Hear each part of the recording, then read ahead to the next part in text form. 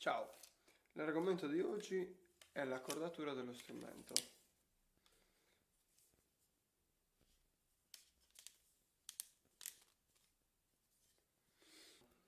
Come riusciamo a mettere d'accordo tre ance diverse? Ci avvaliamo dell'utilizzo della cera. Bisogna stare attenti nel non far finire della cera in mezzo alle pareti dove è applicato il taglio.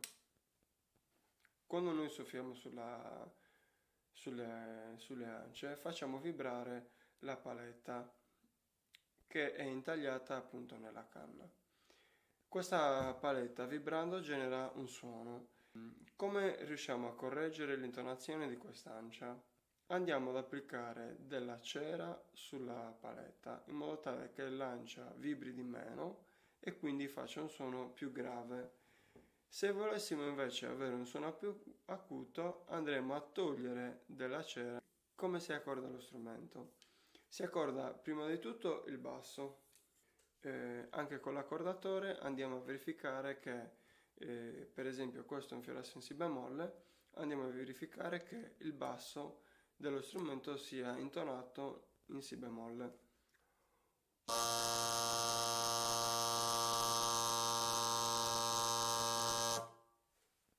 Ci siamo, più o meno ci siamo. Una volta che abbiamo intonato il basso, applicando tanta cera quanto ce ne serve per arrivare all'intonazione giusta, andiamo ad accordare la mancosa. Nel caso del fiorassio, il primo buco, quello che sta più in alto, è un si bemolle e quindi si dovrebbe accordare con il basso.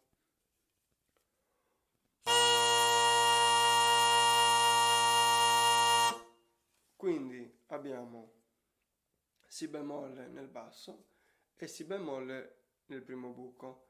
Anche per quanto riguarda la mancosa, bisogna applicare tanta cera quanta ne serve per raggiungere l'accordatura con il basso.